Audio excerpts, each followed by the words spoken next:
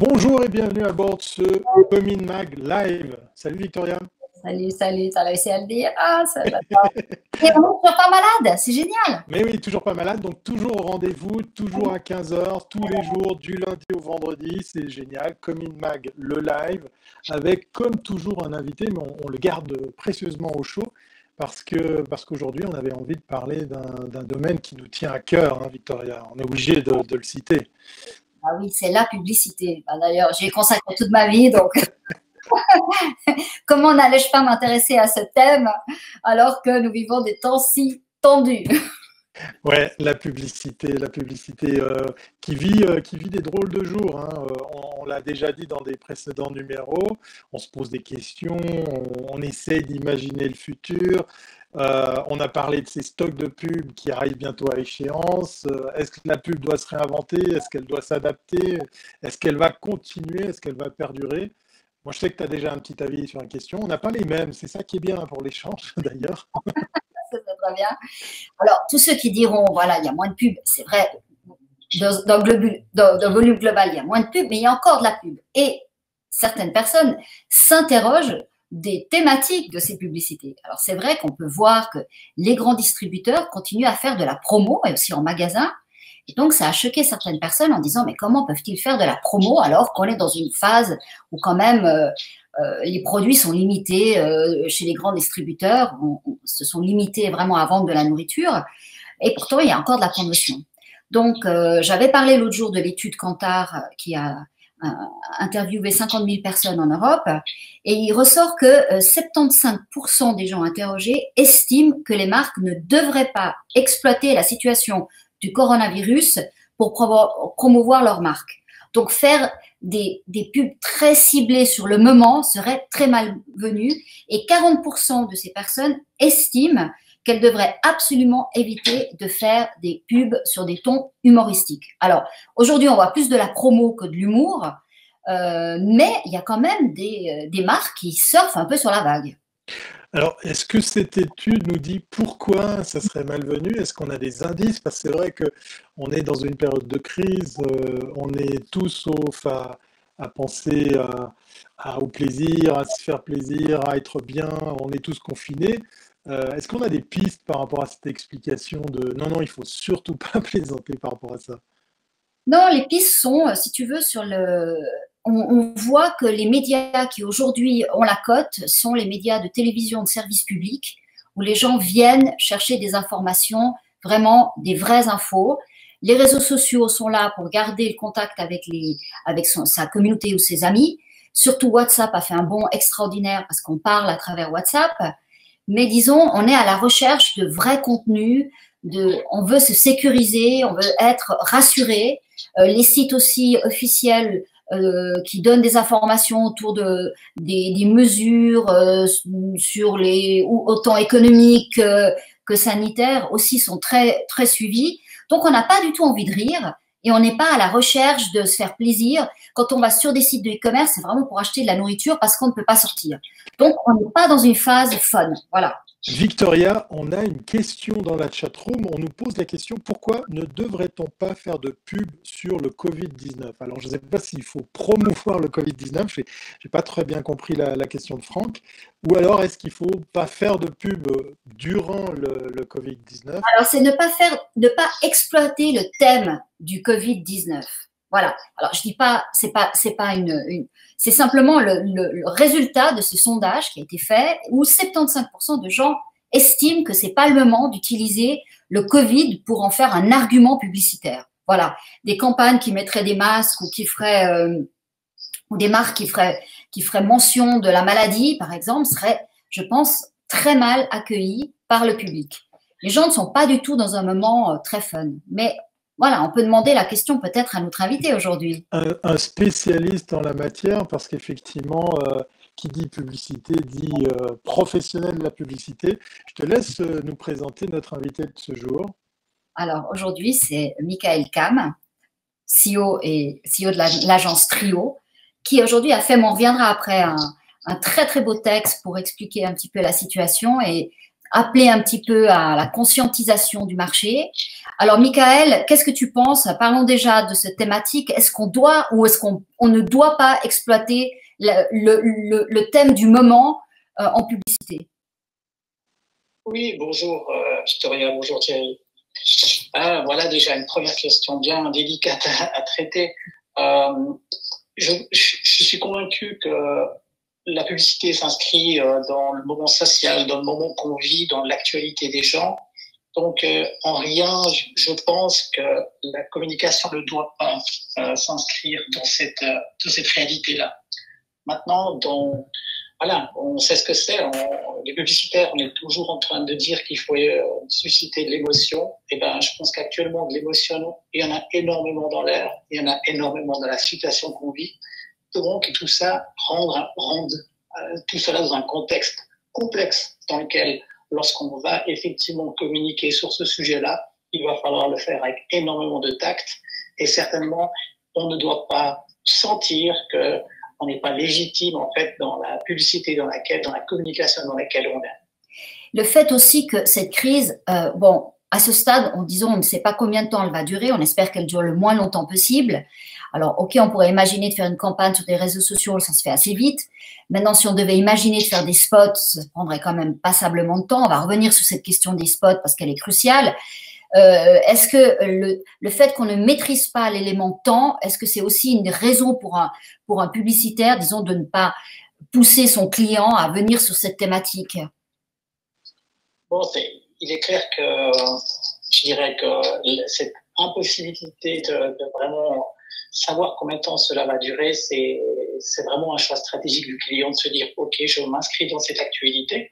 Donc, ça veut dire qu'on doit être prêt aussi à produire, à penser différemment avec des chemins très courts en termes de création, en termes d'échange avec notre client. Donc, c'est peut-être déjà là aussi, selon nos clients, une autre manière de fonctionner. Donc, il va falloir être extrêmement rapide, extrêmement réactif. Et forcément, on va pas pouvoir activer les mêmes outils que d'habitude. Mais tout ce que je peux remarquer, c'est que toutes les marques avec lesquelles je discute, elles sont extrêmement sensibles à la situation, et certaines se positionnent en disant non, je ne communique pas. D'autres disent j'aimerais communiquer, mais comment je le fais? Et d'autres le disent, se disent eux-mêmes encore mieux. Ça peut être dire tiens, comment ma marque elle peut soutenir dans cette situation. Donc c'est plutôt tout d'abord un questionnement de solidarité dans le temps, et de se dire tiens, ma marque peut soutenir les actions qui se mettent en place, etc. Et là, je trouve que la communication prend vraiment du très bon sens. Alors, on était hors caméra à se poser la question, mais quel titre on allait donner à ce live? Tu viens avec une idée qui va un petit peu peut-être amener de l'eau au moulin avant de dévoiler le titre de cette idée. Est-ce que, une question toute simple et super, comment dire, d'actualité, est-ce qu'on est en face de clients qui comprennent la situation de comment peut ou doit réagir une agence de pub par rapport à cette période difficile? Est-ce que tu as déjà des feedbacks à partager avec nous sur ce qui se passe sur le travail de tous les jours? Je dirais qu'ils sont, dans un premier temps, soyons assez concrets, on a tous été un tout petit peu repliés sur nous-mêmes pour essayer d'organiser au plus vite les choses pour que tout reprenne, je dirais, un flux plus ou moins normal de travail. Donc ça a été le cas chez l'ensemble de mes interlocuteurs qui, dans un premier temps, effectivement, se sont posés sur on va dire, des problématiques de premier niveau, c'est-à-dire comment je fais avec mes employés, comment j'organise le travail, comment je minimise les risques. Et franchement, c'était pas surpris, mais c'était vraiment la priorité. Donc cette priorité, je dirais que c'est passé, tout le monde est plus ou moins bien organisé. Et puis, se pose maintenant des questions entre ce que j'ai planifié et cette situation, qu'est-ce qu'on fait maintenant? Donc, c'est vrai qu'il y a pas mal de discussions d'ordre stratégique avec nos clients, et il y a plusieurs manières de réagir. Et clairement, soyons francs, certaines campagnes qui devaient, je ne sais pas moi, lancer une nouveauté qui aurait dû sortir au salon de l'auto, forcément, aujourd'hui, cette campagne, elle est annulée. Point barre. Et c'est compliqué à gérer. C'est compliqué à gérer pour les médias qui ont des annulations. C'est compliqué à gérer pour les agences. C'est compliqué à gérer pour tout le monde. Donc ça, c'est quand même la réalité, c'est que beaucoup de choses ont été chamboulées. Donc, on est vraiment, je dirais, maintenant, cette semaine a été la semaine de la réflexion stratégique et on sent que, voilà, commence à sortir certaines choses. Peut-être certaines campagnes, peut-être un peu maladroites, c'est possible. D'autres campagnes que je trouve très bien. Et surtout, j'ai remarqué aussi des marques qui se lancent dans des actions un peu de soutien, solidarité. Et ça, c'est un très, très joli effort. Est-ce que la vague du printemps, on a toujours 2 vagues dans l'année, elle va être reportée sur l'été, tu penses? Parce que là, on perd la période de Pâques. Je pense qu'on reviendra un peu aux affaires vraiment au mois de mai, dans le courant du mois de mai, si tout va bien. Est-ce que tu penses qu'on va déplacer, et pour une fois, on aura un mois de juin et juillet qui seront forts en publicité? Madame Comilmac, eh bien Madame Soleil, on aimerait bien. Ah, moi aussi. C'est bien la question que je me pose. Je me dis, mais on l'a jamais fait parce que est-ce que les gens vont partir en vacances, tu vois? Je me dis, est-ce que simplement ça va pas être juste décalé? Non, c'est clairement pas possible que ce soit décalé. Parce que n'oublions pas que nos clients aussi ont, je dirais, une économie pas facile. Certains savent aussi qu'il y a des conséquences financières sur leur chiffre d'affaires, sur leur marge, sur beaucoup de choses. D'une manière ou d'une autre, l'ensemble d'une entreprise va être impacté. Et donc aussi, on va dire, aussi la communication. Donc j'ai vraiment en rien, et là je ne me prends pas pour Monsieur Soleil, je ne peux pas imaginer que les dépenses publicitaires qui ont été planifiées en 2020 seront ceux qu'on aura effectivement à la fin de l'année. Alors justement, je le disais, tu viens avec un nouveau titre pour cet épisode. On l'a teasé, ça suffit maintenant, on va le lâcher. Tu viens avec des pistes de solutions et tu viens avec l'idée de sauver la pub. En quoi consiste cette idée, Michael? Quand j'appelle à sauver la pub, mettons que c'est pas que la pub, mais ce qui est toujours un peu compliqué pour notre secteur, et vous le savez tous, c'est de faire comprendre dans la société qu'on est un élément extrêmement clé d'une triangulation assez complexe, je vais dire, qui est ce lien entre une marque, les médias et je dirais le public.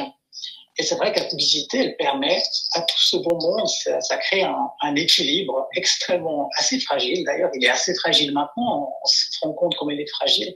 Et tout cela est un écosystème qui est assez fragile. Et si maintenant on a effectivement un arrêt net de l'ensemble, je dirais, des acteurs, on a clairement cet équilibre, il va avoir ça va faire un sacré coup sur cet écosystème. Alors, je donne un petit exemple tout bête. Voilà, certains médias aujourd'hui ont des progressions, forcément, des taux qui augmentent en termes de téléspectateurs, d'auditeurs. C'est très bien. Je crois qu'on se rend compte de l'importance des médias. Nous ne devons pas oublier que les médias sont aussi financés par la publicité. Et c'est vrai que, je dirais, l'arrêt un peu net des campagnes pèse beaucoup sur les médias. Et on voit que des titres, c'est peut-être les titres un peu les plus fragiles, locaux, qui maintenant, très vite, vont être confrontés à quand même des problèmes. Et pas que ces gens-là n'ont pas de travail, mais que ces gens-là n'ont certainement pas le dos assez solide pour continuer à produire du contenu de qualité et parallèlement ne plus encaisser les revenus publicitaires qui représentent malgré tout une partie importante de leur financement. Mais Michael, est-ce que tu crois, parce que là, on est vraiment au cœur du problème. Alors, c'est vrai qu'il y a cette triangulation entre annonceurs, agences de communication, parce qu'on ne parle plus d'agences de pub, mais agences de com. Et là, j'englobe aussi les agences digitales où tout le monde fait de la travail autour, voilà. Et puis, médias, disons, arrive un moment où déjà les annonceurs étaient en train de quitter certains types de médias. Est-ce que tu penses que cet accélérateur digital, que cette période est en train de faire, disons, d'amener dans toute la société, hein, partout, dans tous les pays, est-ce que tu penses que ce changement va être vraiment défavorable aux médias presse? Parce que se posera la question au moment de sauver après l'économie, vu qu'il va falloir sauver tellement de secteurs, est-ce qu'on peut sauver des secteurs dont on sait que, disons, le modèle économique sur lequel ils sont basés ne fonctionne plus? Oui, c'est une question qui nous est aussi posée dans la chatroom. Est-ce que le Covid-19 signe la fin des publicités sur le format papier? Ça rejoint la question de Victoria, en effet. Alors, je dirais que même sans cette nouvelle crise, on a tous observé l'évolution des chiffres depuis quelques années. Donc, il faudrait être absolument crétin de ne pas prendre acte finalement des changements de consommation. Ça, c'est la première chose. Donc, rien ne va freiner cela immédiatement. Par contre, il y a d'autres interrogations qu'une crise comme celle du Covid-19 maintenant pose, c'est de se dire finalement, est-ce qu'on ne devrait pas travailler de manière un peu plus locale aussi? Mine de rien, c'est une question qu'on se pose. Et je suis pas du tout contre le digital. Je continue à défendre des stratégies absolument mixtes, transversales, tout ce qu'on veut. Mais malgré tout, j'ai toujours de la peine à quand même mettre trop d'argent chez les GAFA parce que ça profite en rien au local, mine de rien. Donc, à un moment donné, je ne pense pas que le print est mort. Il y en aura peut-être de moins en moins. Peut-être que le format va changer un peu. En même temps, je trouve que si le local arrive à mettre en place également des formats digitaux performants, ça peut être un extraordinaire outil de promotion, de communication, également au niveau local. Ça, c'est ma conviction. Donc, Moi, je pense, quand je parlais de presse, je parlais pas que de presse. Je veux dire, les marques de presse, on voit bien aujourd'hui, elles assistent toutes sur le digital à une croissance de l'audience, même des abonnements en ligne.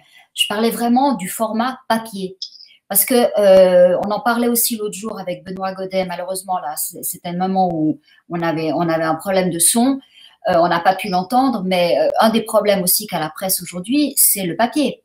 C'est-à-dire le papier aujourd'hui, ils doivent acheter. On achète du papier en avance, donc il faut avoir des liquidités, ce que ces médias aujourd'hui n'auront certainement plus. En plus, le papier n'est pas fabriqué en Suisse en grande partie. Papier journal, il faut l'acheter à l'étranger. Donc, problème d'approvisionnement.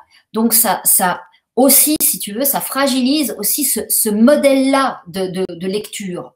Et c'est celui qui coûte le plus cher en termes d'annonce. Donc, peut-être que c'est le moment où la presse peut devenir complètement digitale.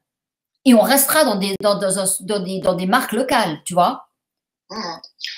Je suis d'accord. Je pense que la presse, ça va encore continuer un petit peu à se réduire. Je pense qu'il y a certainement qu'il restera encore certains titres. Je ne sais pas encore à quel mode ils vont, comment dire ça, sur quel mode ils vont se plugger. Mais je pense que ça restera et j'espère. Je suis tellement heureux si le format publicitaire de l'annonce existe encore. C'est un beau format pour convaincre et même bien concentré sur un sujet.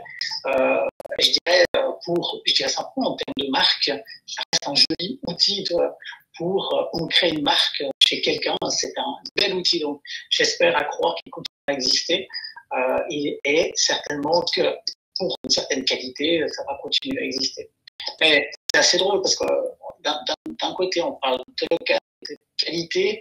D'un autre côté, je pense que des grands titres qui ont beaucoup de peine actuellement, les plus grands, ceux qui ont plus de portée, ce sont plutôt, je dirais, les journaux, les pendulaires. Et quand il y a plus de pendulaires, ça devient compliqué aussi. Exactement, c'est ce que je pensais à minute aujourd'hui, alors que aujourd'hui l'audience est faite sur mobile, via le mobile, et comme il n'y a plus personne dans les gares, est-ce que c'est encore logique qui doit primer? Je pense qu'ils ont baissé leur produit. C'est pas possible. Personne ne prend plus ce journal dans les mains.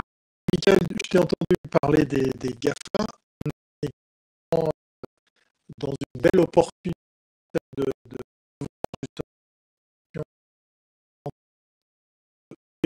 pub tout en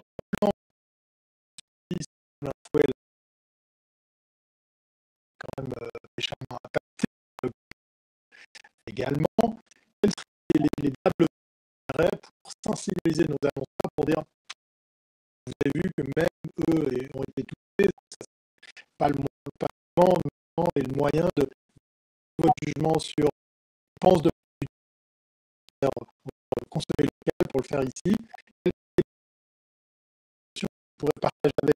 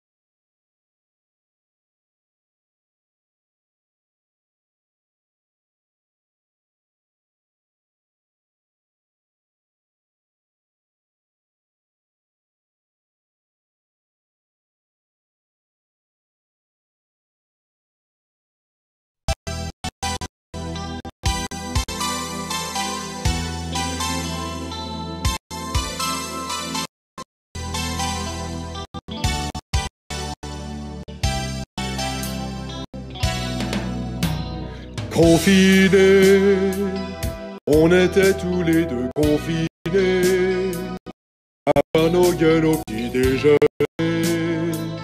à ce qu'on foutait là, toi et moi, confinés, inutile de fuir ou de parler, c'est écrit partout, vous êtes confinés, on ne pourra pas y échapper, c'est râpé. Mais le pire, tu m'emmerdes et je peux pas m'enfuir. Dehors les flics sont là très énervés, exaspérés.